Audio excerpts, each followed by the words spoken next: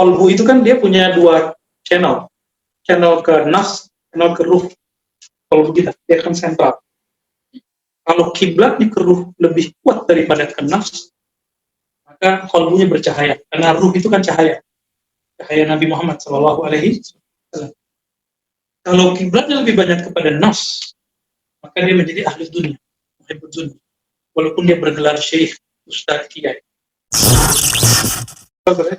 Anda mendengar suara-suara anehnya gitu. Itu benar nggak? Saya waktu diperiksa pas kita mau jadi daftar jadi leader atau ikut dosen, ya saya senyum aja. Enggak. Tapi kita tahu ada suara yang lain, ada makna yang lain yang itu bukan halusinasi. Karena alhamdulillah Allah memberikan alat untuk bisa memisahkannya. Jadi saya bilang, oh enggak, yang saya dengar bukan halusinasi. Halusinasi disebut was-was atau hawajis. Datangnya dari diri atau dari syaitan. Sedangkan yang orang-orang yang belajar ilmu ini minimal dapat ilham. Minimal dapat, insya Allah, dapat ilham. Sadar atau nggak sadar. Dulu pas baca buku nggak paham. Pas udah belajar zikir, paham itu udah dapat ilham namanya. Ya, jadi Pak Dokter udah dapat ilham.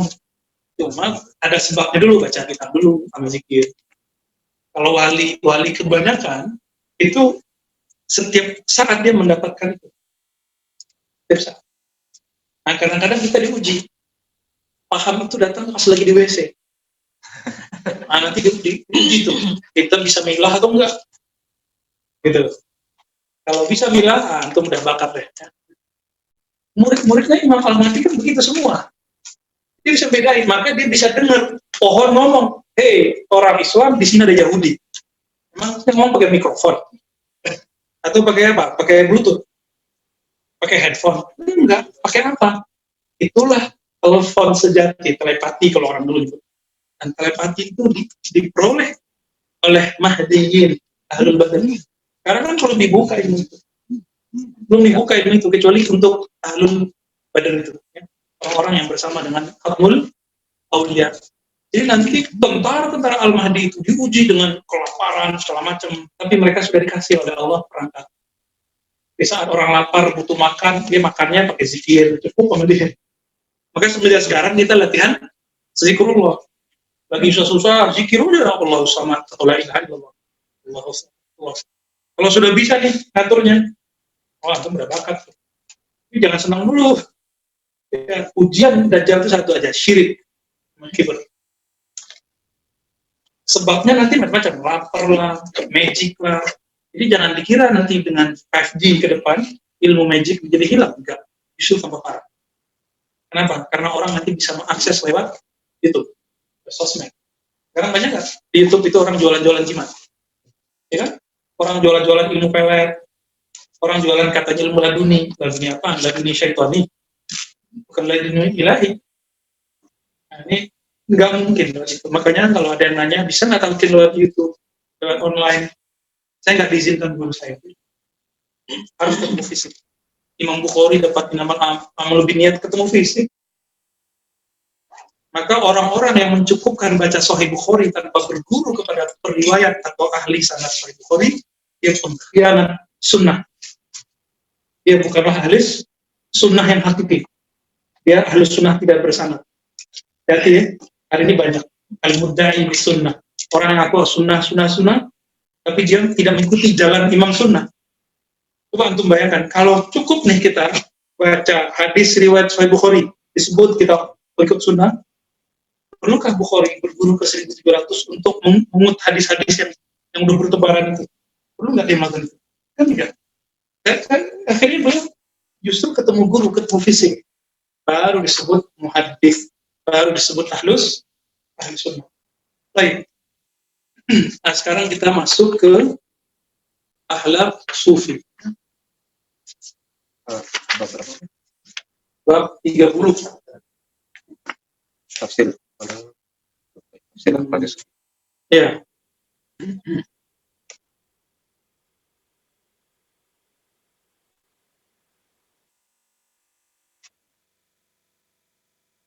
Sebelum masuk ke sana, ada pengantar dari akhir bab sebelumnya. Kolbu itu kan dia punya dua channel channel ke nas, channel ke ruh kalbu kita, dia akan sentral. Kalau kiblatnya ke ruh lebih kuat daripada ke nafs, maka kalbunya bercahaya. Karena ruh itu kan cahaya, cahaya Nabi Muhammad SAW. Kalau kiblatnya lebih banyak kepada nafs, maka dia menjadi ahli dunia, muhibbud dunia. Walaupun dia bergelar syekh, ustaz, kiai. Lalu beliau mengatakan, jika kalbu sudah berkiblat kepada ruh, kalbu menjadi tenang. Mainannya adalah asma Allah, sifat Allah, ma'rifatullah. Baru dia menjadi ya Tuhan nafsul mutmainnah. Jadi siapakah yang disebut jiwa yang tenang? Jika ruhnya menjadi kiblat kalbunya, lalu nafsunya dicuekin sama kalbu. Karena dicuekin, nafsunya nggak caper, adalah berdiam. Nah, ini yang disebut dalam kitab tadi matat nafsu. Bukan berarti mati, tapi artinya dapat dikendalikan. Oke? Jadi apa yang disebut nafsu mutmainnah? Qalbu yang mamlu' bi dzikrillah wa yastaqbil wa yattajih ila ruh. Ruh itu simbol dari nur, simbol dari ma'rifat. Ya? Qalbu yang dipenuhi zikrullah dan dia berhadap kepada ruh. Di dalam diri kita banyak unsur. Jangan dikira antum ini satu unsur. Ada unsur tanah, ada unsur jiwa, ada unsur qalbu, ada unsur ruh. Nanti ketika mati itu kemudian bercerai-berai. Kita masuk ke alam barzakh, Allah satuin lagi. Ntar kalau udah selesai ditanya oleh malaikat di dalam kubur, ruh juga terbang lagi, dia mencari jalan, mencari syafaat. Ya. Nafs, kalau ruhnya bermarifat, dia nyaman lah. Kalau tidak, ya walaupun tempatnya enak, dia kemudian merasa nggak nyaman juga. Jadi orang-orang soleh itu galau juga di alam kubur. Ngapain?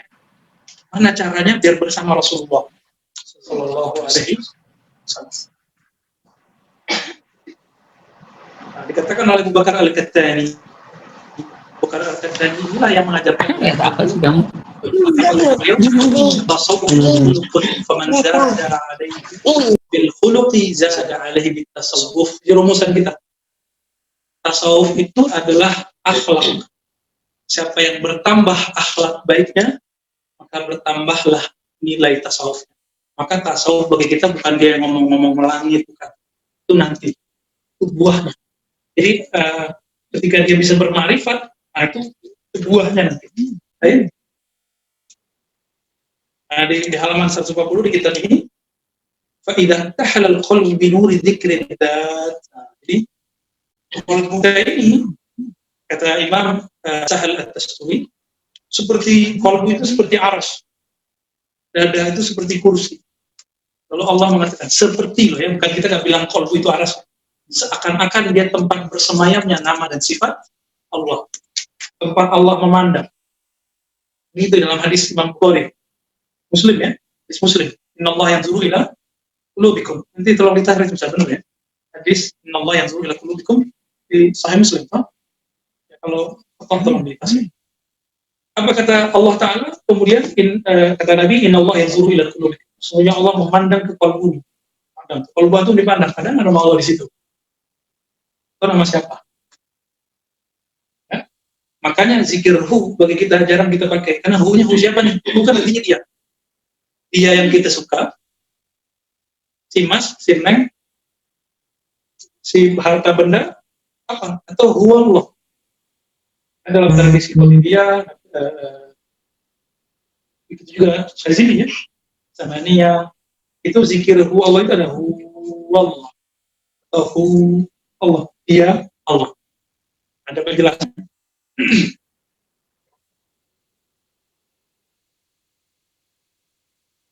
Nah, kapan seorang wali itu disebut abdal? Bukan hanya menggantikan orang yang meninggal, tapi jika sifat buruknya, karakter batinnya sudah berubah dari yang negatif menjadi positif. Apa penandanya? Dalam hadis yang sahih kisah Sayyidina Ali, ciri-ciri mereka adalah salamatus sadr. Inilah inti dari sifat abdal. Inilah inti dari karakter wali. Apa inti salamatus sadr?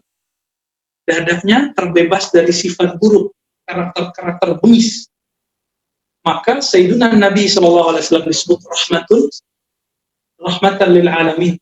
Artinya Nabi nggak pernah bengis sama orang, kecuali perintah dari Allah Subhanahu Wa Taala untuk bengis. Kalau nggak ada ayat tabbat syada Abi Lahab, Nabi tidak akan menyerang atau melawan Abu Lahab, nggak perlu. Kalau tidak ada kalimat la'ana dari Allah, Nabi tidak akan mengatakan. Maka Nabi melaknat, itu pun laknat langsung dari titah Allah. Nabi tidak melaknat, beliau tidak melaknat. Jadi kalau ketemu nanti ada hadis-hadis Nabi menyebutkan laknat, itu perintah dari Allah Subhanahu wa Ta'ala.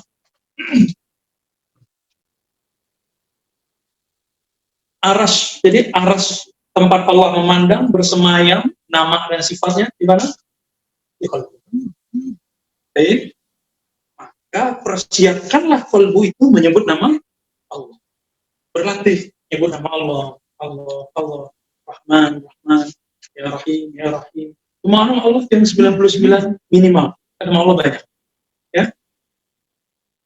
Nah, disebutkan dalam hadis kursi. Meskipun hadis dhaif menurut ahli riwayat, tapi menurut ahli kasyafat, hari kasyaf ini sahih. La yas'uni ardi wala sama. Inama yas'uni qalbu abdil mu'min. Tidaklah aku, namaku, sifatku, pandanganku dapat ditangkap oleh langit dan bumi.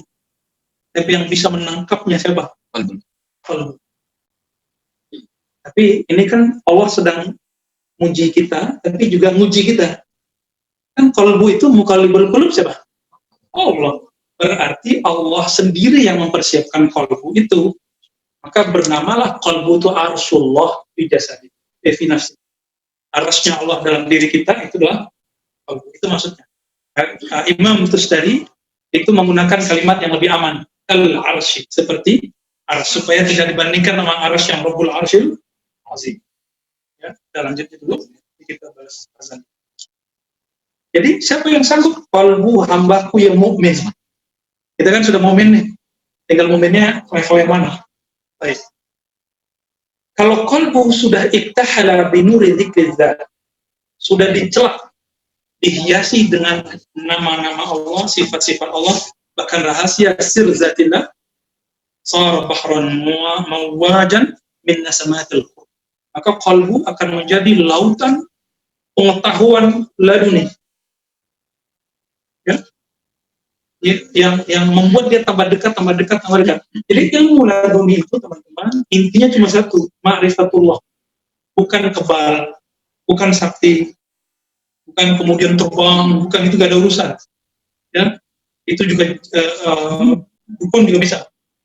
Ya? Belajar debus juga bisa. Kalau ini enggak. Nah, dengan begitu disebutlah mereka ya tahaqqaqa at-takhalluq bi akhlaqillah. Seperti ada satu riwayat takhallaqu bi akhlaqillah, berakhlak dengan akhlaknya Allah. Apa maksudnya? Gurunya Imam Ghazali, kan banyak orang nanya. Bahkan ada profesor di kampus UIN tempat dulu saya ngajar, dan itu alma mater saya. Ya mungkin kita nggak bersangka lah ke beliau, mungkin nggak nyampe ke beliau riwayat ini, atau beliau kurang tolakah dengan kitab-kitab Imam Ghazali. Mobil khusus kitab Syarah Asmaul Husna, yaitu Al-Maqsad Al-Asli. Belum tahu kitabnya, kita kajian ini dengan teman-teman Jerman ya, asal Jerman. Ada yang ikut ya? Ada yang ikut ya? Itu kitab, di belakang beliau cerita. Beliau mengambil ilmu Asmaul Husna dari Imam Sufi namanya Abu Ali Al-Farmadi atau Al-Farmadi. Oke, nanti cek ya di Google Abu Ali Al-Farmadi, siapa dia? Ternyata imam ini, boleh ditutup sebentar. Ini imam lebih disegani daripada gurunya. Jadi kalau ada seorang gurunya ini datang, sultan hadir. Sultan nggak mau pindah dari tempat duduknya, dikasih tempat duduk khusus. Tapi kalau Abu Ali Al-Farmadi datang, apa yang terjadi? Sultan ngasih tempat duduk dia. Turun sultan dari tempatnya, pindah. Ditanya oleh orang, ente ke gurunya Al-Farmadi dikasih tempat khusus? Mulia juga. Tapi giliran Al-Farmadi sang murid, kok dikasih tempat ente? Apa kata beliau? Kalau gurunya Abul Hasan Al-Kharqani, saya ingat saya namanya, jika dia bertemu aku, paling dia memujiku dan mendoakanku. Ya bagus, alhamdulillah saya doakan di saya kasihlah tempat. Tapi kalau Al-Farmadi, dia membersihkan hatiku. Diapain tuh? Dikritik dengan cara yang lembut, dengan Asmaul, maka siapapun ketemu Abu Ali Al-Farmazi, itu kalbunya bersih. Gimana ceritanya itu? Maka disinilah terjadi, murid kadang bisa lebih tinggi dari gurunya. Yang berziarah kadang lebih tinggi dari yang dia ziarahi. Itu sering terjadi. Jadi kadang-kadang wali-wali yang antum kunjungi itu kadang-kadang berterima kasih ya bro, udah kunjungin gua, gitu. Ya, bro kenapa? Orang hidup di akhir zaman ini, dengan masa seperti ini, godaan seperti ini, mau ngaji, dan mau ziarah. Walaupun secara amal mereka lebih tinggi, tapi secara derajat penghargaan Allah kepada kita, bisa jadi kita lebih tinggi. Siapa tahu? Orang-orang akhir zaman yang belajar ma'rifatullah sekarang, itu kalau ziarah, yang diziarah senang. Beda dengan Imam Al-Balkhi mengatakan dulu, min qabrin yuzar wa ahlihi yu'azzab. Mungkin belum kasyaf kali. Banyak kubur yang dikunjungi, dizarahi, tapi yang dizarahi lagi disiksa. Terus dapat keberkahan apa? Ingat, kita tidak pernah meminta ke kubur. Kita hanya minta keberkahan Allah yang Allah turunkan di kubur. Beda kan? Di air ada berkah. Makanya kita baca basmalah minum. Bukan berarti kita syirik menyebutkan Allah dengan air. Nasi selama cuma obat, enggak. Itu versi kita. Kalau versi Wahabi Salafi, bertabaruk itu minta ke kubur. Maka kalau orang Salafi bertabaruk musyrik. Oke, kenapa? Karena definisi mereka mengenai tabaruk meminta ke dalam kubur. Wallahi nahnu la naqulu dzalika. Lan naqula dzalika. Kita nggak akan pernah mengatakan kita minta ke kubur. Saya ditegur waktu ziarah di Uzbek oleh guru saya itu. Santai aja bilang. Kadang yang diziarahi, terima kasih kepada yang berziarah. Kenapa? Yang berziarah lebih mulia ilmunya daripada yang diziarahi. Saya itu bingung siapa yang maksudnya ternyata beliau sendiri yang punya beberapa ilmu ini. Jadi ilmu ini lagi mencar-mencar ini teman-teman. Kalau full sama dia, dialah khatamul auliya di zaman ini. Dia adalah al-ghaus. Kalau Allah panjangkan umurnya, mungkin dia al-mahdi. Jika tidak, mungkin yang lain. Kira-kira begitu ya. Jadi jangan berpikir wali itu piupan, itu antum orang awam, itu sudah dibantah oleh sahibul kitab. Wali itu orangnya susah, belum tentu. Nabi emang susah. Istrinya 9, kalau menafkahi satu istri, orang keluarga sederhana 5 juta. 5 kali 9 berapa? Kalau istrinya agak sedikit gayaan dikit, 10 juta. 90 juta udah tiap bulan. Nabi sanggup loh ngasih rumah, ngasih. Jadi Nabi itu tidak pernah miskin. Yang miskin itu antal ladzi taqul bi anna an-nabiyya faqirun miskin. Jadi Imam Subki itu marah sekali sama orang bilang Nabi fakir miskin. Terus sebenarnya dengan doa itu doa. La yakhtur bi balik bi anna an-nabiyya sallallahu alaihi wasallam miskin, fakir. Enggak boleh kita terbayang Nabi fakir. Nah, mungkin kita atuh istri aja doa. Ya, pot-potan ya. Benar nggak? Sang pedagang Tanah Abang nih.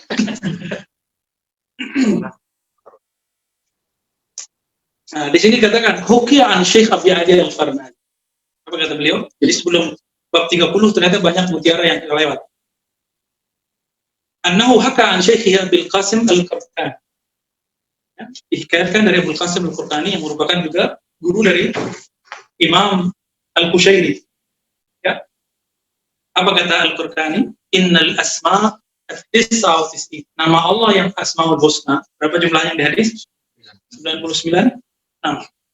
Tasiru awsafan lil 'abdi saliki, akan menjadi karakter ruhani yang masuk ke dalam diri seorang salik, murid santri.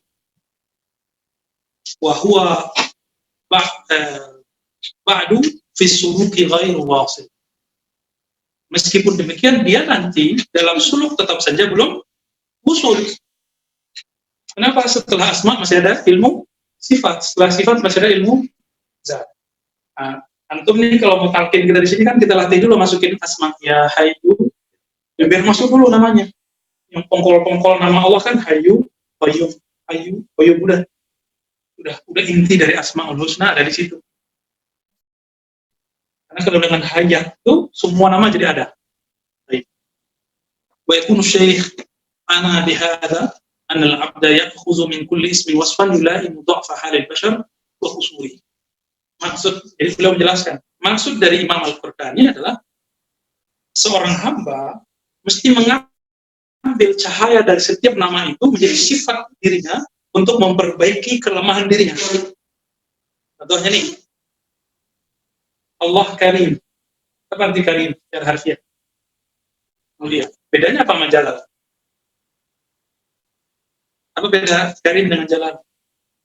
Karim mulia. Jalal mulia. Aziz mulia. Majid mulia. Lu bedanya apa? Yang bilang sinonim. Batal ilmu asmaul husna. Ini beda. Karim, berarti Karim. Kenapa kurma disebut karam? Karena mulai dari ujung atas sampai ujung bawahnya bermanfaat bagi orang. Tapi dia nggak pernah nagih. Ya? Okay. Maka Al-Karim summiya bil Karim man yu'ti wa la yas'al al-ajr. Man yu'za wa la yarudda bil adha. Yang memberi tapi tidak pernah minta dikembalikan. Boleh buka lagi oksigen.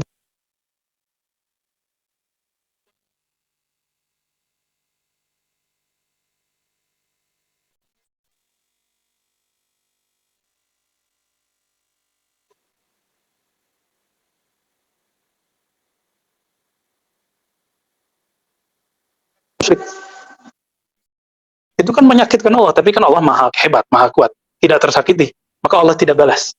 Sampai sekarang para musyrik itu masih bernafas, nggak diambil langsung tuh hartanya, nggak langsung diambil nyawanya. Maka antum Al-Karim tuh nggak pernah ngomong gini, saya kalau ada orang buat baik saya lebih baik, kalau ada orang berburuk saya lebih buruk. Syaitan ente, ya, setan yang begitu ngomong, ya, nggak ada ceritanya, itu nggak benar begitu. Orang yang mewarisi nama Allah dapat nur Karim, dikatakan zindik, nggak balas zindik. Inilah Ibnu Arabi, inilah Imam Al-Mursi, Al-Murisi, ya, murid dari Syazili, guru dari Ibnu Athaillah Sekandari. Dikafirkan, dia nggak balas mengkafirkan. Kata Ibnu Arabi waktu dikafirkan, kayaknya itu Ibnu Arabi yang lain deh. Karena saya nggak kafir, saya tahu ilmu yang saya pakai. Makanya beliau nulis di Muqaddimah Al-Futuhat Al-Makkiyah risalah mengenai aqidatul awam. Jadi istilah aqidatul awam itu sudah istilah yang jamid, baku. Tentang apa? Ini penanda bahwa beliau akidahnya ahlus sunnah, dan beliau kasih amanat, siapapun yang sampai kepadanya kabar tentang akidah saya ini, tolong disampaikan kepada yang lain. Maka dengan ini saya sampaikan, akidah Ibnu Arabi adalah akidah ahlus sunnah. Beliau tidak kafir, tidak syirik, tidak syiah. Nah ini Allah yarham, pengarang I'tiqad Ahlus Sunnah siapa? Buya Sirajuddin Abbas. Beliau sedikit keliru di situ, ya. Beliau sebenarnya maksudnya benar. Mungkin yang beliau dapat Ibnu Arabi versi Syiah, versi Mullah Sadra, ya. Karena Mullah Sadra ini sangat hormat kepada Ibnu Arabi. Jadi bukan berarti kalau orang Syiah menghormati Ibnu Arabi itu Ibnu Arabi Syiah. Enggak begitu kan? Oke, beliau Ahlus Sunnah. Kita udah cek gurunya ratusan dan semuanya Ahlus Sunnah. Beliau berdebat dengan orang Syiah, berdebat dengan Mu'tazilah, bahkan menyebut kebatinan-kebatinannya orang-orang Syiah itu dengan pemilik kasyaf setan. Jadi ada kebatinan-kebatinan Syiah nih, dia diperlihatkan oleh Allah hal-hal tertentu, ternyata bukan Allah. Kemasukan di situ setan. Itu sebenarnya teolog-teolog Syiah pada murka sama Ibnu Arabi. Hanya Mullah Sadra yang terima. Baik. Wa kullu isyaratil masyaikh fil asma' sifat allati hiya azzu ulumihim ala hadzal ma'na wa tafsir wa kullu man tawahhama bidzalika syai'an min al-hulul tazandaqa wa alhada. Ketika kita mengatakan kita dapat nur asma, kita dapat nur, belajar nih supaya dapat nur Karim, nur Qayyum. Nur Qayyum itu ciri-cirinya satu, antum udah enggak bergantung sama makhluk. Dapat nur Qayyum berarti. Ya. Bergantung sama makhluk kan? Berarti belum dapat nur Qayyum. Itu sebabnya kita hantam itu dengan ya Hayyu ya Qayyum, supaya hatta sama guru nggak boleh bergantung, harus bergantung sama guru. Itu cuma asbabul hidayah. Baik. Nah inilah kemutlakan akidah kita. Loh, habis itu kita dituduh musyrik karena tawasul. Nyambung nggak tuh? Ya, dalam usul aja kita nggak bilang guru yang ini. Ya. Baik. Jadi kalau yang mengatakan gitu, orang mendapat nur asma lalu menjadi hulul, itu salah. Hulul apa arti hulul? Nah, Allah menyatu ke dalam hamba. Kalau ittihad, hamba menyatu kepada Allah. Itu dua istilah ini. Istilah itu Jika hanya pada tataran zauq, itu nggak apa-apa. Tapi kalau ada masuk tataran akidah, maka dia menjadi batil. Inilah yang dikatakan Ibnu Arabi, yang dituduh oleh Ibnu Taimiyah Imamul Hulul wal Ittihad. Tanda bahwa Ibnu Taimiyah tidak mengkhatamkan Al-Futuhat Al-Makkiyah. Sudah level imamnya loh. Apa kata Ibnu Arabi? Man qala bil hulul fadinuhul ma'lul. Siapa yang mengatakan bab hulul, Allah menyatu kepada hamba, maka agamanya cacat. Wa ma qala bil ittihadi illa mulhid. Tidaklah berkata Allah ittihad kecuali mulhid atau ahlul ilhad, ateis, yang mengatakan bersatu kita dengan Allah, manunggaling kaulo Gusti. Tapi yang dimaksud oleh Syekh Siti Jenar bukan versi akidah, yang dimaksud dia zauqi. Zauqi ini bab cinta. Orang cinta kan memang ngeracaunya macam-macam. Contohnya nih, ya, Romi pernah jatuh cinta kan? Terus bilang, wahai tulang rusukku, tuh kan nyatu tuh. Itu secara ilmu akidah itu musyrik gitu. Bukan musyrik lagi, zindik. Sini gak boleh ngomong gitu. Wahai belahan jiwaku, PRET. Tapi secara rasa orang jatuh cinta, boleh nggak? Boleh-boleh aja kan dirasa. Rasakan khoyali semua. Nah, inilah tanbih dari Al-Imam Ahmad Sirhindi, muhaddis dan sufi mursyid tarekat, 5 tarekat. Naqsyabandiyah, Qadiriyah, Khistiyah, Suhrawardiyah, ya. Mujaddidiyah. Beliau Imam Mujaddid disebut. Apa kata beliau? Hulul, ittihad, wahdatul wujud, semuanya khayali. Dia cuma di khayal. Atau kalau bahasa lebih halusnya, zauqi, hanya dirasa. Nggak boleh masuk ke ranah keyakinan. Masuk ke keyakinan, antum langsung tazannaqta. Jadi zindiq. Nggak boleh. Jadi kalau ada yang bilang, Muhammad itu adalah Allah di bumi, itu kalimatnya zindiq. Walaupun maksud dia benar, tapi nggak boleh ngomong gini. Kita ngerti maksud dia. Nabi Muhammad itu yang benar ya, manifestasi dari nama, sifat, dan zat Allah di bumi. Apa arti manifestasi? Ya, Allah memantulkan zatnya, namanya, sifatnya, seperti memantulkan ke cermin, kira-kira begitu. Penampakannya adalah Nabi Muhammad Sallallahu Alaihi Wasallam, kira-kira begitu. Hanya sekedar begitu. Gak boleh antum bilang Nabi Muhammad Allahnya di bumi. Apalagi bilang macam-macam lah ya. Ini kata-kata yang kita jaga-jaga dari dulu. Inilah perbedaan kerohanian ahlus sunnah dengan yang bukan ahlus. Harus ada adab. Nah, ini adab di sini. Walaupun kalau makna bisa jadi benar, bisa jadi salah. Ini adab kita. Syekh Siti Jenar Al-Hallaj secara hakikat itu dia benar. Tapi kalau turunkan ke bab syariat, jadi benar gak dia? Masa orang ngomong anallah, aku Allah. Secara syariat gimana?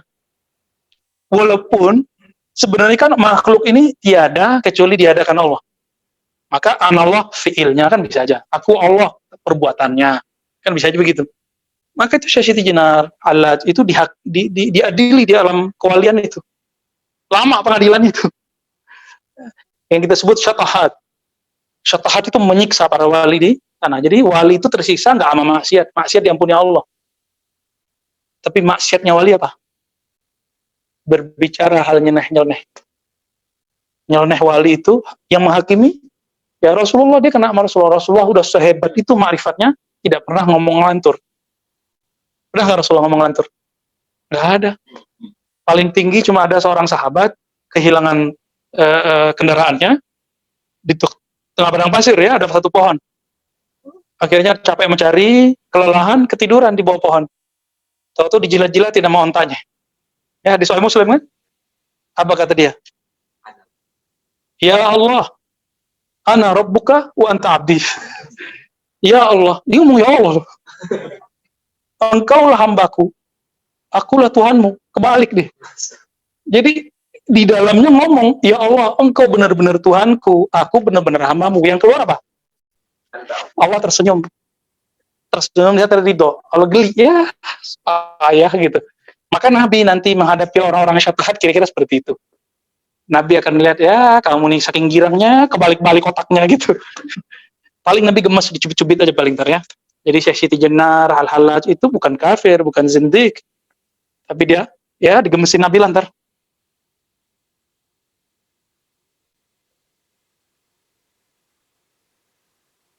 Maka di ujung paragraf beliau kemudian nulis ya, dengan sanadnya dari Syekh Al-Alim Diyauddin Abdul Wahab bin Ali, dengan sanad sebelumnya, yang panjang sebelumnya ini, di halaman sebelumnya, ila Tirmidzi. Ini Tirmidzi yang mana nih? Tirmidzi Sahibus Sunan, bukan Sahibul Nawadirul Usul yang kitabnya dipakai oleh teman-teman Hakoni ya. Masih jalan ya. Saya pernah lihat di YouTube sih beberapa kali. Ajib itu diluluskan. Ya, semoga Syekh Jibril tetap sehat dan beliau mau terus mengajar. Ini simbol nanti bahwa Ahlus Sunnah juga ngaji. Orang tarekat suka ngaji. Bukan hanya khatam-khataman doang. Nah, ini buktinya antum mempertahankan itu ya. Baik.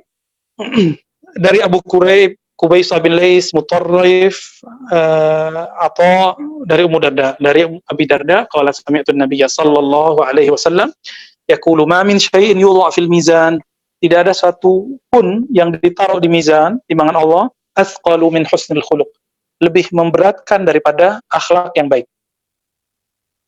Tadi sudah sebutkan, ternyata akhlak itu buah dari asmaul, maka mustahil orang dapat akhlak yang baik kalau dia tidak berinteraksi dengan nama Allah. Kalaupun dia baik, biasanya itu lain di luar, lain di dalam. Tapi kalau yang dimulai dari asma itu permanen, luar dalam sama. Ini perbedaan orang kalau mengenal Allah berakhlak dengan orang yang tidak mengenal Allah. Contoh nih, antum bermasyarakat, ada kerja bakti. Kalau yang nggak kenal nama Allah, wah nggak enak nih sama tetangga, sama pengurus, sama Pak RW. Berarti dia hadir kenapa? Nah, kelihatan rajin, tapi ternyata karena nggak enakan. Kalau yang sudah masuk nama Allah ke dalamnya, dia berbuat karena dia hamba Allah. Dia melihat ada nur itu masuk ke dalam dirinya. Kira-kira gimana? Udah begitu? Ya, qad aflahal mu'minun. Baik. Yang dikatakan Nabi berikutnya, wa inna sahiba husnil khuluqi la yablugh bihi darajata sahibis shaumi was shalah. Sering, kata beliau, orang yang berakhlak baik, yang bersumber dari Asmaul Husna itu, dia mencapai maqam muttaqin, bahkan di atas itu, sebagaimana dicapai oleh ahli puasa dan sholat. Ya. Dia ada tahajud tiap malam, yang ini sebelum tidur dia buang semua kebencian, dia hanya bangun sebelum subuh, sholat 3 rakaat, zikir sejenak, dia mengatakan, ya Allah ampuni dosaku, dosa temanku, dosa umat Islam. Berarti dia udah gak ada kebencian sama orang. Bahkan musuh-musuh yang mengatakan dia ini zindik, dia menipu, dia ini jahil, dia doain. Antum kalau ada begitu, maka nur walayahnya sudah muncul. Walaupun belum jadi wali. Wali apa tadi? Wali abdal. Wali abdal ya. Wali yang abdal. Dan inilah akhlak Nabi, dan saya tidak melihat itu kecuali di kalangan sufi. Wallahi lam ara illa inda sufi. Saya tidak pernah melihat yang begini kecuali di kalangan sufi. Antum melihat aliran A, aliran B. Dikritik dikit imamnya, ngamuknya bukan main. Ya kan? Imam Tirmizi, Al-Hakim, ya, dulu dikafirkan orang, dia nggak mengkafirkan. Imam bin Arabi dikafirkan, tidak mengkafirkan. Apalagi cuma dituduh tipu daya ya Musa ya. Jadi kita biasa aja, Sidi Musa. Lanjut. Baik, fadal ikra ya. Man sitakra? Fadal Bu ya Zulfikar. Istamil aja. 6.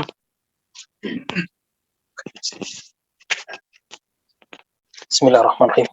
Bisanadikum tasdid al-imam Saharwar. Al-bab 30 fi tafasil akhlaq as-sufiyah. Min ahsani akhlaq as-sufiyah at-tawadhu wa la yalbisu al-'abdu libsatan afdal min at-tawadhu.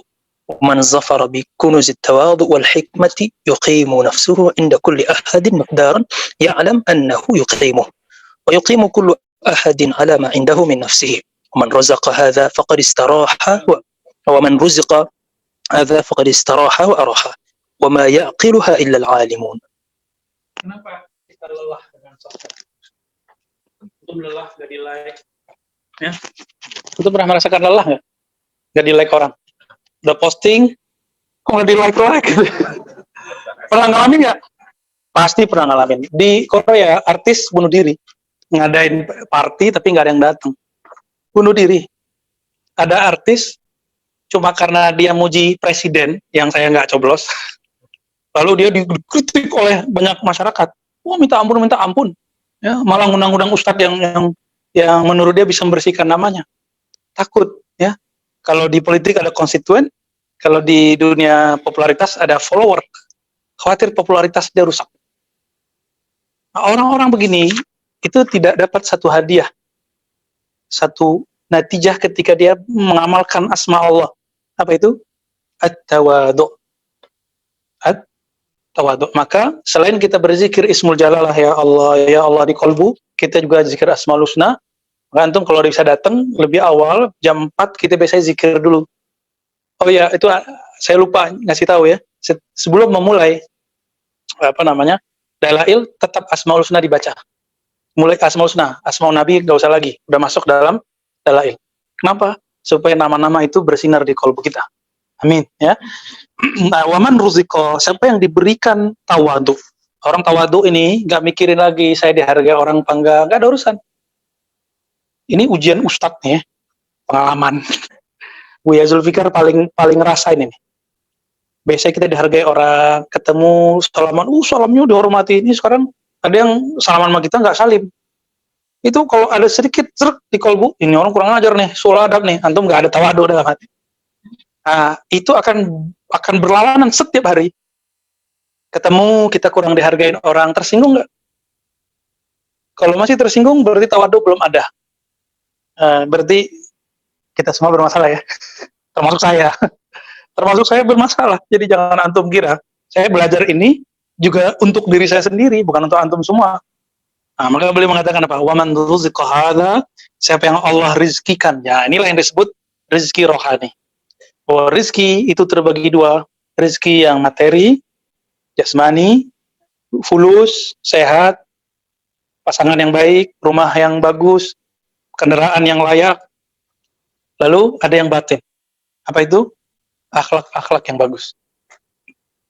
Dan kita ulangi, akhlak ini mustahil tumbuh kalau nggak dimulai dari Asmaul Husna. Jadi nggak bisa orang itu cuma belajar doang pengajian, tazkiyatun nafs, nanti jadi baik.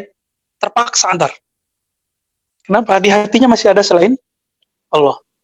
Jadi kalau nakul bikula satil kalam, akhlak yang bagus itu hanya buah dari kematangan zikir dalam kolbu.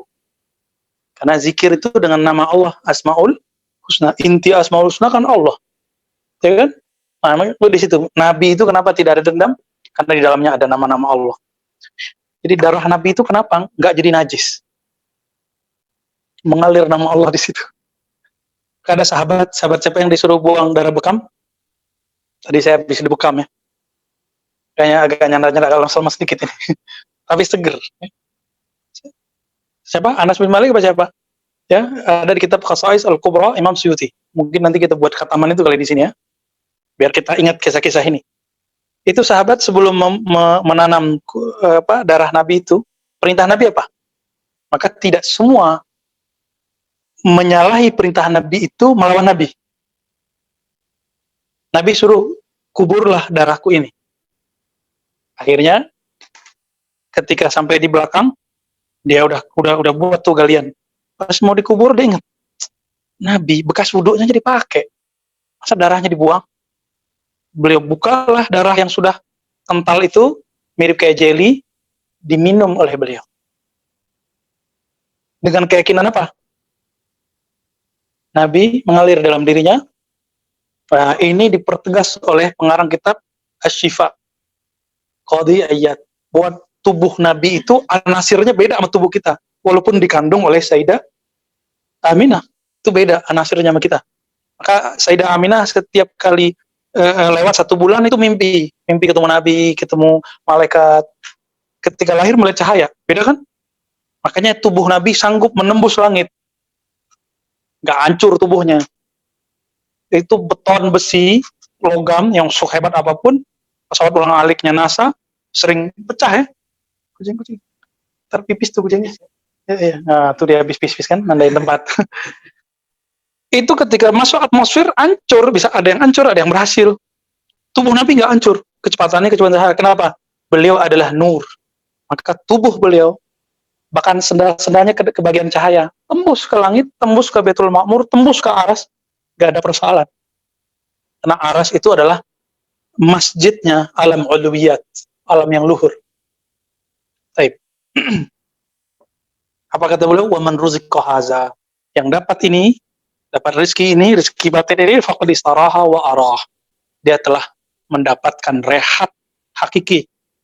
Wa araha, dan bisa mengajarkan, menularkan kerehatan. Nah, ini yang mursyid. Disebut mursyid itu bisa menebar itu. Ya. Wa ma yaqiluha illa al-alimun. Tidaklah memahaminya kecuali orang yang alim. Jadi karakter orang alim apa? Berakal. Baik, istamir. Wabillahi qala. Nah, diulang. Wabihi ilahi qala. Nanti setiap ketemu kalimat akhbarana, hadatsana, itu kita tambah depannya. Wabihi ilahi qala. Kenapa? Kita nggak ketemu sama orang ini. Maka kita pinjam sanadnya. Kita pinjam sanadnya, lalu kita katakan wabihi ilaihi qala. Ya, fadhal. Mujud. Baik. Zura. Ya.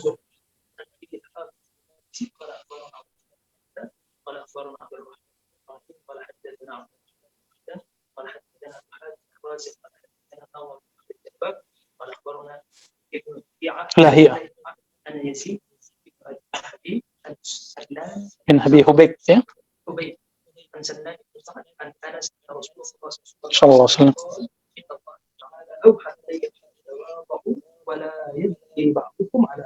Baik. Hadisnya ini riwayat beliau sendiri dari guru-gurunya, bersambunglah ke Imam Abu Hatim Ar-Razi. Abu Hatim Ar-Razi ini anaknya Ibnu Abi Hatim, punya kitab Al-Jarh wa.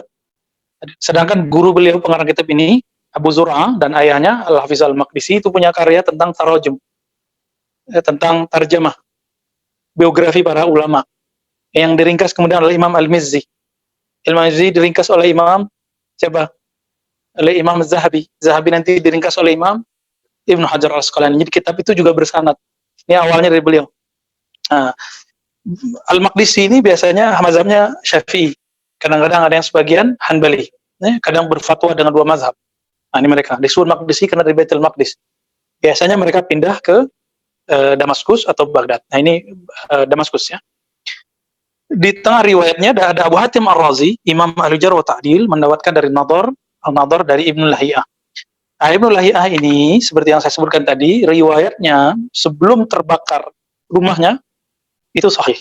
Tapi setelah terbakar, itu riwayatnya dhaif. Riwayatnya dhaif.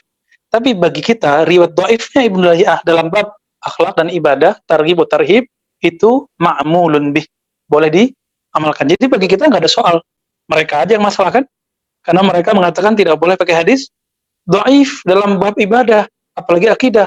Ternyata ketemu hadis dhaif dalam kitab Tauhid Syekh Muhammad bin Abdul Wahhab. Ngamuk-ngamuk dia. ada Syekh Al-Adawi, Mustafa Al-Adawi, sekarang masih hidup. Itu ya diusir, ya? Di Mesir. Itu beliau dimarah-marahin oleh salah satu Syekh Wahabi di Saudi.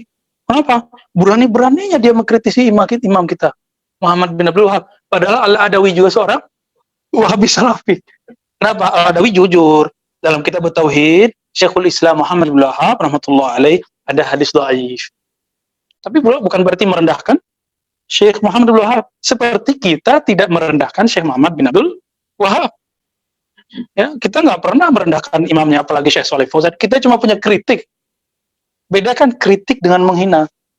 Mengkritik itu kita sebutkan, masa ini dibilang syirik.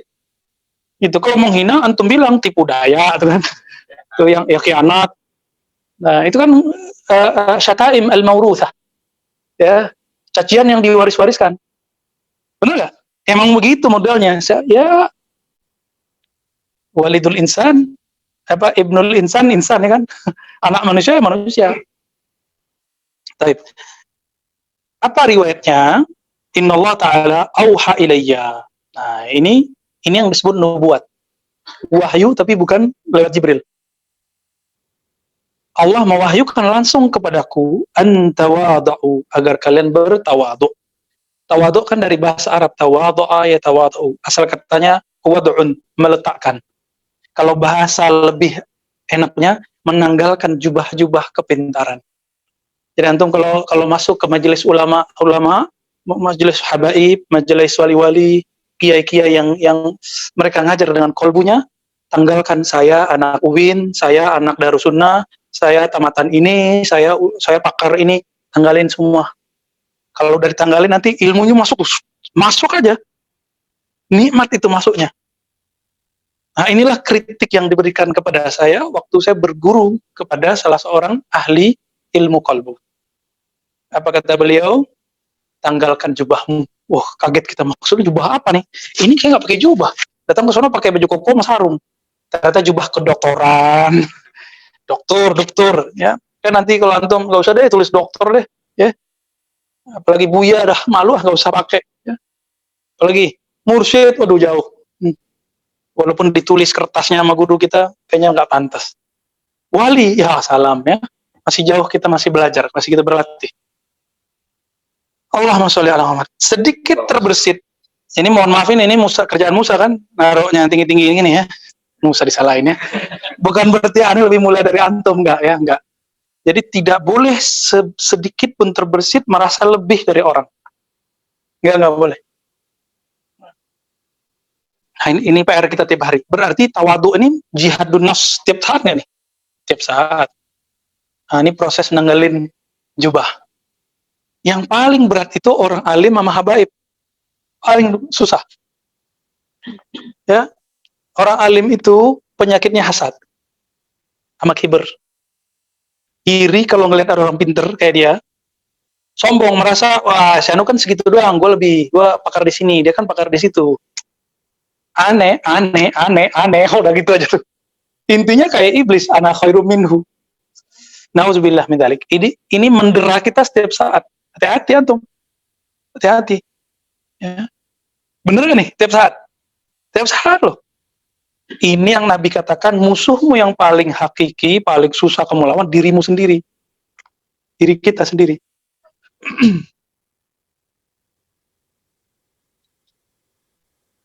Maka ada jalan pintas, ya. Tafadhal, istamir. Wa qala alaihi salatu wassalam,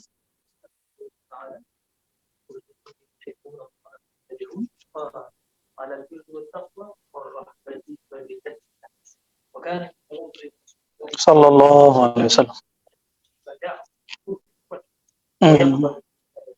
hadiyata, masya Allah. Masya Allah. Nah, ini amalannya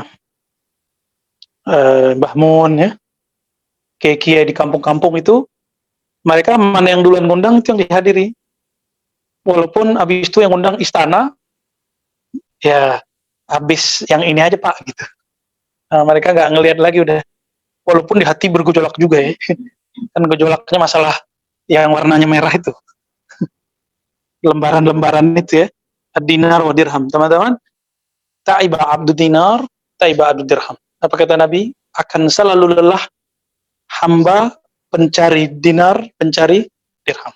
Jadi kita tetap kerja, tapi yang kita cari bukan dinar dirhamnya, tapi ridha Allah yang mengirim dinar dirham kepada kita. Itu yang dicari. Kalau nggak lelah, antum mikirin duit tiap hari capek. Bener nggak? Yang mahasiswa masih mikir-mikir. Ya, antum kan mau makan aja mikir kan? Makan mie ini tambahannya habis. Apalagi yang sudah punya anak istri, ya, apalagi yang punya tanggungan anak yatim, duafa, waduh, masya Allah. Nah, ada Pak Bunin nih, kiainya para disabilitas ya, semoga diberkahi Pak. Tinggal ilmu kolbunya, kita sama-sama belajar ya, nanti insya Allah. Jika engkau mencintai Allah, kata Nabi, fattabi'uni, jalannya cuma satu. Babullah, pintu menuju Allah cuma satu. Ittiba'un Nabi sallallahu alaihi wasallam. Mengikuti Nabi, kita ngelihat Nabi enggak? Nah, ini kesalahan nih Ustaz Salafi di Indonesia. Menerjemahkan sallu kama ra'aitumuni usolli. Salatlah kamu seperti aku salat. Terjemahannya keliru enggak? Keliru. Itulah kesalahan Syekh Albani. Tapi bagi kita kesalahan ini tidak akan kita katakan dia hina, enggak. Tapi kekeliruan ini fatal. Nanti akan membatalkan mazhab. Enggak ada tuh ikutin Syafi'i, sahabat Nabi enggak ikut Syafi'i kok. Ini logika mana? Pengen pakai akal, salah taruh akal. Orang ngerti sejarah enggak akan ada ngomong sahabat ikut Syafi'i. Bahlul itu namanya. Ya. Dulu Nabi, para sahabat, tabiin yang nggak ada ikut Asy'ari. Lah, ente nggak belajar tarikh. Dulu sahabat Nabi juga nggak ada yang bilang hadis riwayat Bukhari kok. Ada nggak? Ya kan? Kan gitu kalau mau balik. Ternyata maksud dia mengikuti Nabi itu buka sifat sholat Nabi, karya Syekh Albani. Karena Syekh Albani mengumpulkan dari kitab-kitab hadis, bukan meriwayatkan langsung dari gurunya, gurunya dari gurunya, terus bersambung dengan Nabi. Sholat itu gerakan atau tulisan? Ayo. Kalau lam, alif, ta, tulisan. Bener. Allahu Akbar, Hamzah, itu tulisan. Tapi kalau membaca dan gerakannya itu disebut apa? Fi'il. Tidak bisa diriwayatkan atau dibaca lewat buku. Maka kita ulang berkali-kali, selevel Imam Bukhari Muslim nulis kitab Sifatus Salatin Nabi di Sahih Bukhari, di Sahih Muslim. Judulnya sama, Sifatus Salatin Nabi sallallahu alaihi wasallam. Beliau jemput ilmu ini kemana? Dari berbagai negara. Itulah yang disebut bermazhab. Jadi bermazhab itu sederhana, teman-teman, berguru. Jadi kita bela-belain mazhab bukan berarti kita ta'assub fanatis imam yang 4, bukan. Kita mempertahankan biar antum kalau sholat tuh ada gurunya, bukan buku nggak ada nyawanya. Kan buku nggak bisa sholat. Langsung sholat ya, kan nggak bisa. Itu mah Harry Potter ya. Nggak bisa begitu, teman-teman. Jadi ittiba'un Nabi mustahil kecuali lewat warasatun Nabi, lewat pewaris Nabi, dan setiap zaman ada. Buku bukanlah pewaris Nabi. Buku hanya menunjukkan dokumen-dokumen bahwa ada pewaris Nabi. Baik. Maka mohon maaf teman-teman, saya tidak dapat izin untuk talqin zikir, bimbingan zikir lewat jarak jauh. Kecuali antum kita kasih rotib baca rotibul hadar, rotibul atas, itu kita izinkan ya. Tapi kalau Hizb Bahar harus ke sini.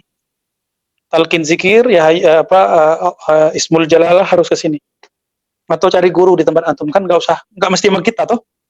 Siapapun yang punya sanad zikir boleh ambil dari beliau. Gitu. Jadi kita nggak akan monopoli juga nih. Karena ilmu Allah itu luas. Orang yang mewarisi ilmu ini banyak. Bahkan kita senang di setiap wilayah itu ada ahli zikir. Jadi antum nggak usah ketemu kita dulu, cukup kita manas-manasin aja. Ya. Akhirnya ada yang kepanasan. Nabi saking tawaduknya menerima undangan orang yang budak ataupun orang merdeka, pejabat ataupun tidak pejabat, ataupun hadiah kecil ya, minum susu, kalau sekarang Yakult gitu lah ya, 1 botol terima sama Rasulullah. Nabi nggak bilang, gue Nabi loh, cuma kasih gini doang. Nggak ada begitu. Maka wali-wali itu mungkin dikasih cuma siwak, diterima sama dia, ya, sepotong tuh diterima. Ya. Baik. Wa yukafi'u 'alaiha wa ya'kuluha wa la yastakbir 'an ijabatil amati wal miskin, ya, sama dengan tadi. Terus ada hadis, fadhal, biar ini berkah nih kita baca hadis.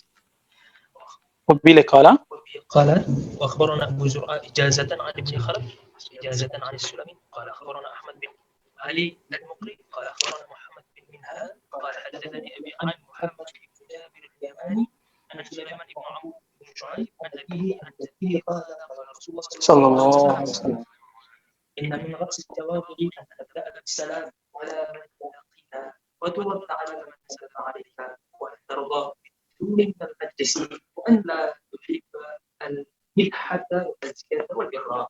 Samirnakum. Wa warada annahu alaihi salatu wasalam tuba liman tawadha'a min ghairi manqasatin wa dhalla fi nafsihi min ghairi mas'alatin. Istamir akmil qira'ah wa su'ila al-Junayd عن التواضع فقال خفض الجناح ولين الجانب. وسئل الفضيل عن التواضع فقال تخضع للحق وتنقاد له وتختلف به قال صحيح فقال وقال لنفسه قيمة. Oh, ini intinya di kalam belakang ya. Nah, jadi beliau, kenapa saya sangat suka dengan kitab Awarif? Karena kitab ini gabungan antara tasawuf, fikih, hadis. Itu bukan jin ya, itu suara tikus. Oke. Insyaallah sudah selamat, insyaallah udah aman sini. Kan antum pada baca wirid. Ya, yang baca ayat kursi itu kabur tuh setan tuh jauh. Jin-jin yang jahat kabur. Yang hadir malah malaikat. Jadi nggak ada majelis zikir kecuali ada malaikat di situ. Dan syukur-syukur kalau hadir para wali ruhania. Syukur-syukur hadir Sayyidina Baliyah Ibn Mulkan. Syukur-syukur. Amin. Tapi biasanya kalau beliau hadir bisa untuk membawa berkah dari Allah, bisa untuk nguji. Bisa begitu. Semoga Allah meluruskan kita, menjaga kita selamat ya. Karena Sayyidina Al-Khidir simbol dari ilmu hakikat. Maka kita diuji hakikat. Ya. Allahumma ilma ini kama alamta ala nabiyina Al-Khidir alaihi salam. Baik. Apa kata Nabi di sini? Ini hadisnya Hasan ya. Ini hadisnya Hasan. Inna min ra'si tawadu'i, ciri-ciri tawadu, an tabda'a bis salami ala man laqita wa tarudda ala man sallama alaik. Ciri-ciri orang yang mulai rendah hati, dia berburu memulai menyapa, baik dengan salam bahasa Arab ataupun dengan sapaan-sapaan tempatan. Assalamualaikum, itu bahasa Arab. Kalau di kampung kita nyapa orang gimana kalau orang Jawa? Kita lewat nih depan rumah orang, nyapanya gimana? Bukan, itu Sunda. Dia lama di Madinah jadi nggak ngerti bahasa Jawa ya. Istrinya orang Padang jadi nggak ngerti bahasa Jawa. Gimana yang orang Jawa nih? Nyun sewu, ala gitu deh ya. Nah, gitu. Kalau orang Sunda, punten, itu cara ciri-ciri orang tawadu.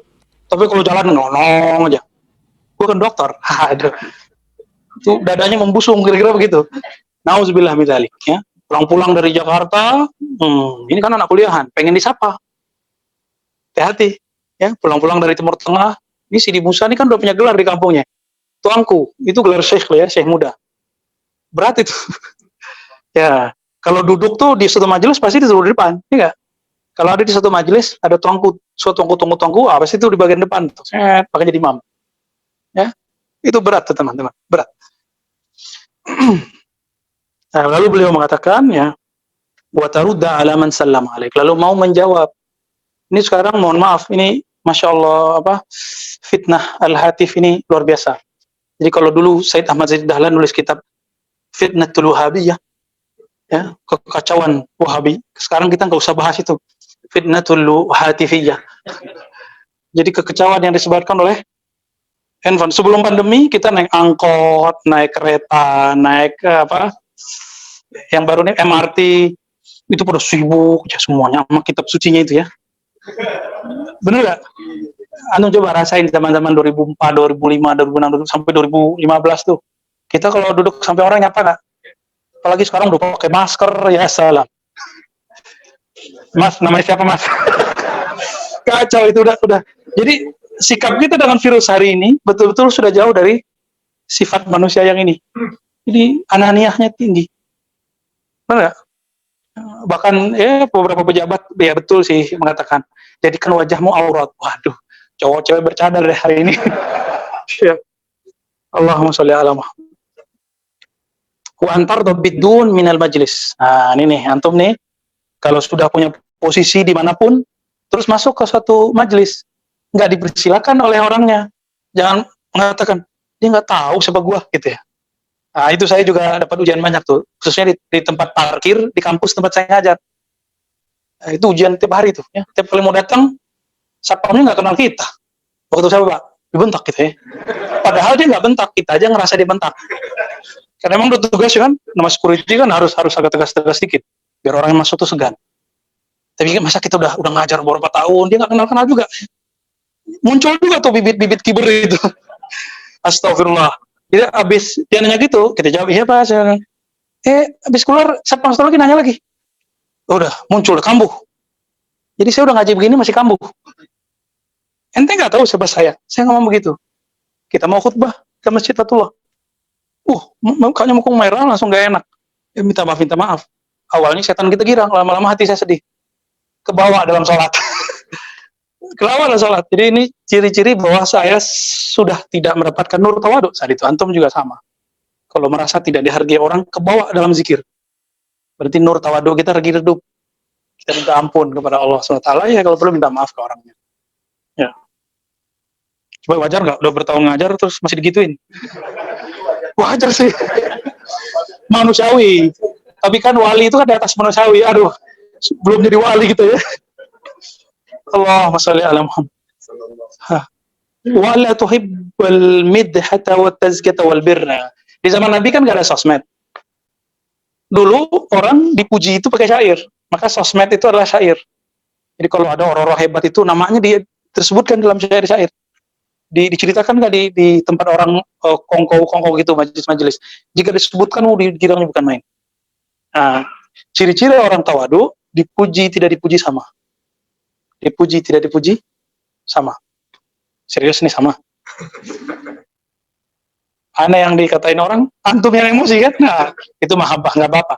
Tapi jangan berlebihan. Ya, balas secukupnya aja. Silakan bela kebenaran, tapi jangan meyakini itu betul-betul benar. Ya, kita cuma belajar benar. Baik. Nah, kalau sekarang ya itu, suka di-like. Betul-betul buka IG, Facebook, like ya. Nah, buka YouTube. Wah, ada yang nonton kan nih, viewernya berapa nih? Jika godaan itu masih ada, berarti masih ada bibit-bibit tidak tawadu di dalam. Ya, kita berjuang setiap hari supaya membersihkan. Lalu Nabi mengatakan beruntung orang yang tawadu. Ya. Lalu dikatakan Imam Junaid ditanya menjelaskan ayat dan hadis mengenai tawadu. Apa itu tawadu? Qala khafdul janah walain al-janib. Tawadu itu ketika sayapnya tidak dikembangkan. Nah, maksudnya dadanya tidak membusuk. Tidak usah pamer. Misalnya ditanya orang, gua loh teman-teman ini, gua bisa jawab pertanyaan kamu. Gak usah begitu. Dan saya tambahkan teman-teman, minat tawadhu alla yujiba bikulli mas'alatin. Di antara ciri tawadu tidak menjawab semua pertanyaan, karena tidak semua pertanyaan kita bisa jawab. Bahkan kalaupun kita bisa jawab, jika efeknya tidak baik, sebaiknya tidak usah dijawab. Itu salah satu ciri dari tawadu. Sekarang kalau lagi tren nih, ya nggak? Pertanyaan pakai kertas. Oh, kalau si di Musa lebih canggih lagi lewat Zoom dan YouTube. Tidak semua pertanyaan mesti dijawab. Nah, kalau bertanya kepada orang alim, dia nggak mau jawab, diam aja kita. Siapa tahu dia lagi nggak mau jawab. Seperti Imam Malik nggak menjawab pertanyaan lebih dari 30 pertanyaan, nggak dijawab, cuma 12 pertanyaan. 30-an dia cuekin. Sampai yang nanya marah-marah. Lu malah yang nanya yang marah. Saya datang jauh-jauh sebulan perjalanan, ente nggak jawab, wahai Imam Darul Hijrah. Apa kata beliau? Saya tidak tahu. La adri. Karena beliau pernah trauma menjawab sesuatu, ternyata tasawurnya salah. Definisinya salah. Nah, kan hukmu syai' itu far'un minat tasawur. Menghukumi sesuatu itu buah cabang dari gambaran kita. Sama nih. Tawasul istighosah versi kita kan beda dengan tawasul istighosah versi Salafi. Jadi saya kasih tahu antum, kita ulangi lagi. Tawasul istighosah versi Syekh Shalih Fauzan itu emang syirik. Versi dia. Karena kita nggak melakukan itu. Tabarruk yang dimaksud oleh Syekh Shalih Fauzan itu emang syirik. Tapi tabarruk yang dilakukan oleh kita, itu kita ambil sanadnya bersambung sampai kepada sahabat Nabi. Seperti mereka bertabarruk dengan air wudhu Nabi, tabarruk dengan rambut Nabi, tabarruk dengan sisa-sisa yang ada pada diri Nabi sallallahu alaihi wasallam. Ya.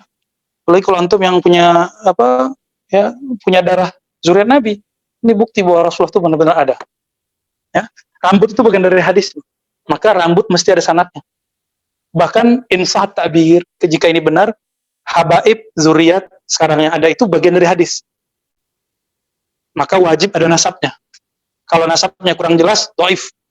Maka keturunan Azmatkan yang ada di Indonesia pada doif. Ya kan? Tapi mereka tetap zuriat Nabi. Kualitasnya doif. Nah, inilah yang terjadi pada ulama-ulama gus-gus di Jawa, para gawagis. Maksud saya apa? Antum jangan sembarangan manggil orang gus. Gus itu sama dengan sayyid. Ya. Gus itu sama dengan sayyid, tapi untuk keturunan Azmat Khan, Raden dulu ya. Kalau di Makassar tuh Andi. Andi itu saya ketemu di Perancis, Pak Abdul Qadir, namanya Andi Abdul Qadir. Dia bilang, saya fam Nabi Bazar'a. Loh, masih ada Bazar'a atau saya nanya? Iya, kami masih ada Bazar'a. Kayaknya di Mesir di Yaman sudah nggak ada Bazar'a. Allah taala alam. Di Indonesia gudangnya habaib. Alhamdulillahirabbil alamin. Insyaallah dengan kesucian darah mereka, negeri kita dijaga oleh Allah Subhanahu wa taala. Ya. Lalu di ujung kalimat, ini quote terakhir teman-teman, man ra'a li nafsihi, kata Fudail, man ra'a li nafsihi qimatan falaysa lahu fit tawadhu'i nasib. Siapa yang memandang dirinya punya nilai di hadapan makhluk, berhak dihormati makhluk, maka dia tidak dapat cahaya ketawaduan sedikit pun. Falaysa lahu fit tawadhu'i nasib. Berarti maka yang paling tawadhu di dunia siapa? Rasulullah. Yang paling merendahkan, jadi nol, sudah beliau menolkan dirinya. Itulah tariqatun Nabi.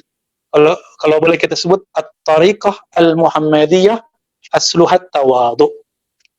Tariqat al-Muhammadi itu dimulai dari ketawaduan, menanggalkan embel-embel kepintaran, kecerdasan, posisi. Itu mulainya. Kalau antum sudah masuk ke sini, baru yang disebut selamat dari nafsiyah. Baru bisa masuk ke ruhiyah. Kalau nggak bisa masuk. Jadi selama masih ngandelin, saya ini wakil talqin, saya ini mursyid, saya ini bertorikot, saya belajar torikot sekian, nggak akan bisa. Nggak bisa jadi tentara Imam Mahdi lah. Kenapa? Tentara Imam Mahdi itu beres di situ. Mereka itu makhluk kualitasnya rohani. Maka kita lagi belajar, siapa tahu kita bisa dibimbing oleh Allah untuk menetralkan itu. Ya, semoga jika umur kita panjang, kita bagian dari pergerakan imam akhir zaman itu. Amin ya rabbal alamin. Nasallallahu ala afa wal afiyah lana wa liwalidina wal masyayikhina. Fi soal khalas? Aku tanya jawab. Taib. Oke, baik. Silakan. Ini isyanya kita memang telat ya. Dari sananya udah telat. Taib. Fadal.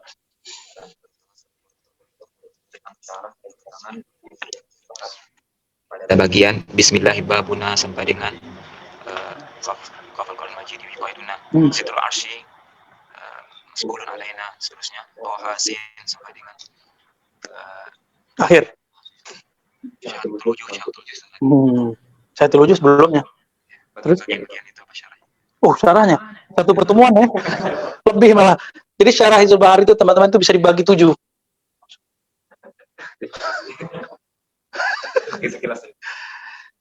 Kesimpulannya di kalimat pertama, ya alim, ya azim, ya halim. Itu kesimpulan pokok dari Hizbul Bahar. Apa kesimpulan Hizbul Bahar? Sebelum kita berdoa, kita meyakini bahwa Allah sudah mengetahui yang bakal kita minta. Untuk meminta apa? Ya alim. Jadi pembukaan Hizbul Bahar apa? Wahai yang mengetahui isi permintaanku sebelum aku dicipta. Belum kita dicipta nih, Allah udah tahu belum untuk meminta apa? Berarti doa ngasih tahu atau bermanja-manja kepada Allah. Itu intinya. Jadi inti dari Hizbul Bahar di sana, bukan di belakangnya. Di belakang itu perangkat-perangkat rohani. Ya. Jadi Bismillahirrahmanirrahim. Nah, itu nanti untuk memagar diri dengan nama Allah. Bismillah menjadi pintu kami. Terus Bismillahirrahmanirrahim.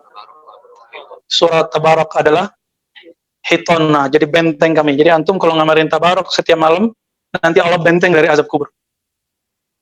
Terus Yasin Saqfuna, orang yang membaca Yasin, masih ingat Sayyidina Nabi SAW ketika hijrah, lalu melempar mereka dengan pasir. Itu kan ayat ke-9 ya. Naja'alna min baina aydihim sadda wa min sampai akhir ayat itu Saqfuna. Itu kemudian mereka terlelap. Ya, Nabi lewat mereka nggak tahu. Ya, walaupun riwayat ini tidak semuanya sahih, tapi dalam riwayat untuk keutamaan kita boleh jadikan targhib wa tarhib. Terus kafaya Aisyad kifayatuna. Kafaya Aisyad itu dalam riwayat dan riwayat yang lain-lainnya itu Sayyidina Ali berdoa. Ya kafha ya Aisyad, wahai kafha ya Aisyad. Apa artinya? Salah satu maknanya adalah wahai yang maha mencukupkan hambanya. Itu sebabnya kalau kita baca kafaya Aisyad 3 kali, doanya doa minta kecukupan. Kafaya Aisyad 3 kali, terus belum sebelum itu, awal-awal Hizbul Bahar. Kafaya Aisyad, unsurna fa'ikan khairun nasirin. Bantu kami ya Allah, engkau sebaik-baik penolong. Terus beri kami rezeki, semuanya itu kecukupan dari Allah. Maka orang yang berzikir kafaya Aisyad ini disebut zikir Jabarut. Jadi Allah turunkan beberapa nama-namanya yang ada di alam Jabarut masuk menjadi ayat-ayat pembuka, dan ini disebut dengan istilah apa? Apa istilahnya? fawatihus suwar. Nah, itu istilahnya pembuka-pembuka surat. Karena itu kunci-kuncian alam jabarut. Itu ilmu huruf bukan? Nah, sudah mulai kan, oleh paham? Jadi inti ilmu huruf itu sudah Allah mulai dalam surah Al-Baqarah. Alif, Lam, Mim.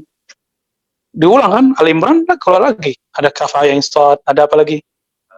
Hamim, Ain, Sin, Qaf, ada Taha, ada Yasin, Nun, Qaf, ayat salam. Banyak ya. Itu disebut dengan asma-asma jabarutiyah. Makanya orang-orang di alam nyata nggak bisa paham kalau dia belum mengakses jabarut, kecuali dia dapat riwayat dari Nabi atau dari sahabat Nabi atau dari ulama. Sepengetahuan dia dengan riwayat itu, itulah pengetahuan dia tentang nama-nama yang tadi. Jadi zikir itu bukan zikir bid'ah, itu zikirnya Sayyidina Ali. Ya, maka siapa yang menghidupkan itu? Malaikat pewaris ilmu Sayyidina Ali yang disebut babul ilmi, pintunya ilmu. Baru pintu loh ya, itu udah segitunya. Kita pusing. Nanti kalau buat hizib bahar kita buat syarah khusus insyaallah. Insyaallah. Ingetin zakir nih. Apa lagi?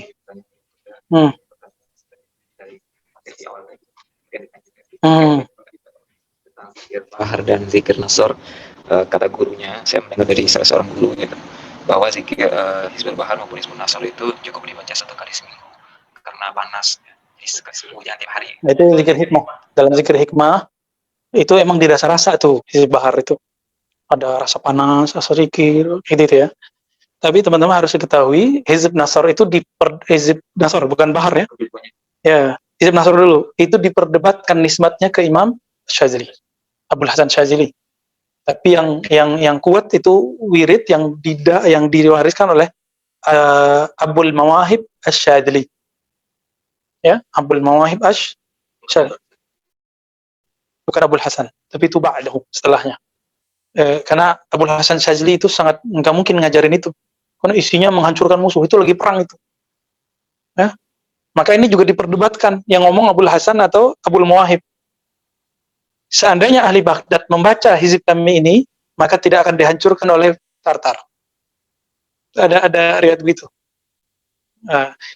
Saran saya, Hizib Nasr jangan sering-sering dibaca. Tapi kalau kita lagi konflik dengan musuh Allah, bukan dengan musuh tetangga, musuh Allah, baru baca. Jadi bukan karena bermusuhan sama kita, berarti tawaduknya belum ada. Kenapa antum merasa panas kalau baca Hizib Bahar, Hizib Nasr? Karena pakai nafsiyah. Bacanya pakai nafsu. Bacanya pengen sakti, pengen nundukin orang. Bacanya pengen ngancurin orang. Ya benar nggak? Isinya Hizib Nasr itu bikin emosi kita naik-naik turun loh ya. Antum kalau paham isi Hizib Nasr, itu benar-benar. Saya kalau baca Hizib Nasr, saya jadi pemarah. Oh, berarti nasihat saya belum beres. Maka kalau saya baca Hizib Nasr, istighfar dulu berkali-kali, biar hilang tuh emosinya. Hilang kebenciannya, sehingga tidak ada niat ingin menghancurkan kawan. Menghancurkan lawan. Kecuali lawannya, musuhnya Allah. Tapi teman saya ngomong nih ya, ini zaman udah wajib nih baca Hizib Nasr nih. Antara aja dan tidak ya. Santai aja dulu. Ya, antum yang wajib itu menurut saya sudah hampir wajib nih. Kul yang 3 sama Bismillahirrahmanirrahim. Ini bacalah tiap hari. Itu udah inti dari penjagaan diri udah. Ya, min syarri ma khalaq. Ya, intinya di situ kan, dari keburukan semua makhluk. Jadi kenapa panas? Karena belum diisi kolbunya dengan Ismul Jalalah, Asmaul Husna. Jadi belum bersih. Dibersihin dulu dengan nama Allah Jalalah, baru kemudian baca. Kayak kita kalau habis asar di sini kita kan diam dulu sebentar. Kita baca Fatihah, baca istighfar, baru kita baca Hizib Bahar. Antum kalau mau ikut baca Hizib Bahar di sini asar datang. Kita kalau ramai kita baca di bawah. Kalau yang akhwat ya baca di rumah aja ya, atau baca di mushola situ tuh. Ya, agak dekat tuh, ada mushola di sini. Baik.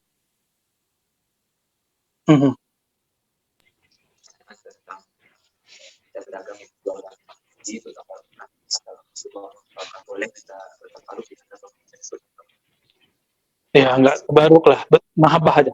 Bahwa gantungan kunci yang adanya bentuk sandal Nabi bahkan itu dibaca ya, boleh nggak?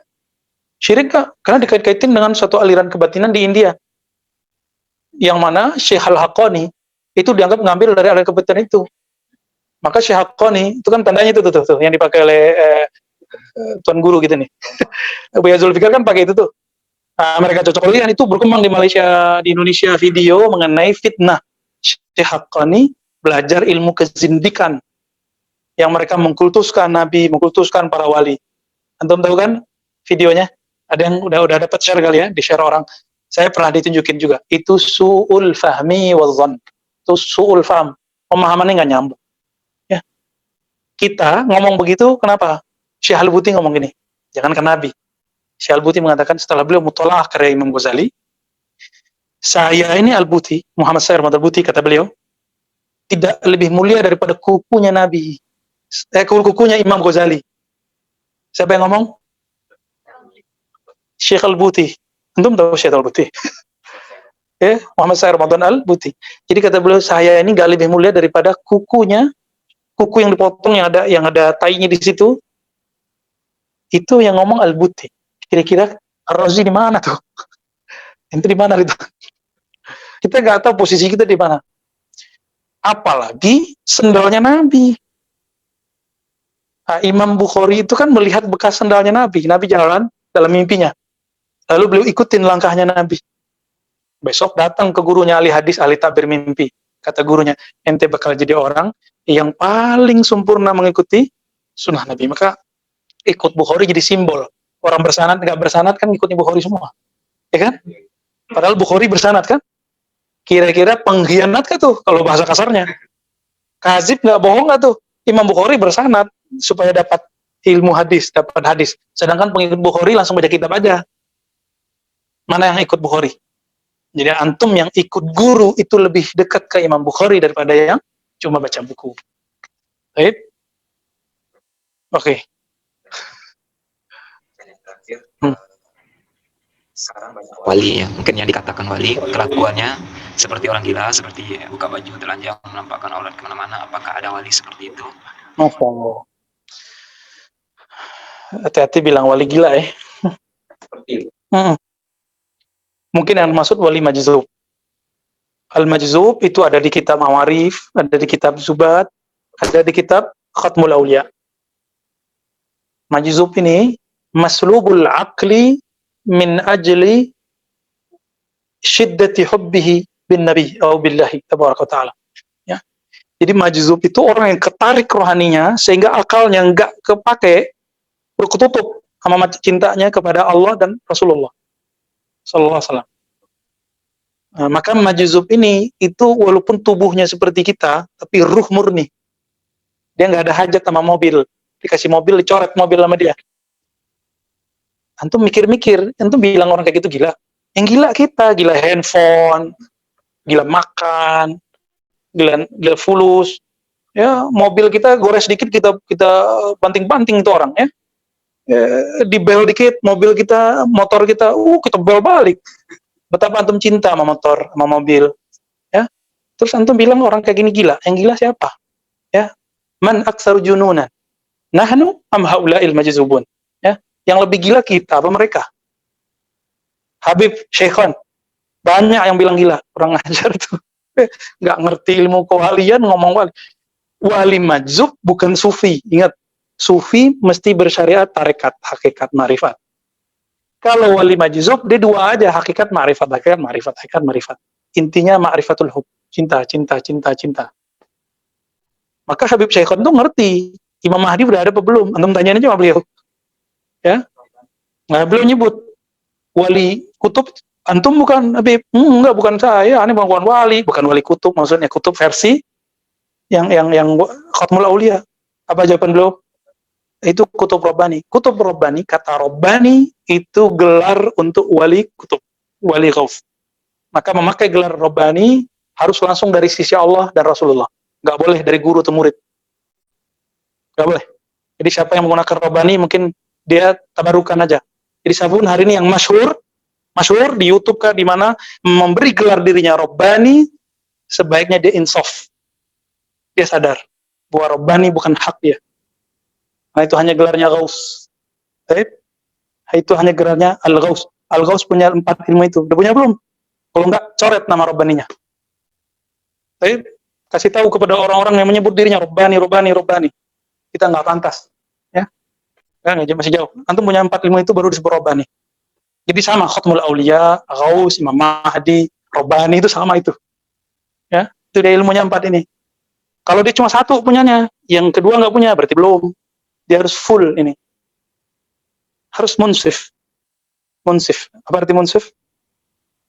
Sadar ya. Jadi wali majzub belum tentu sufi.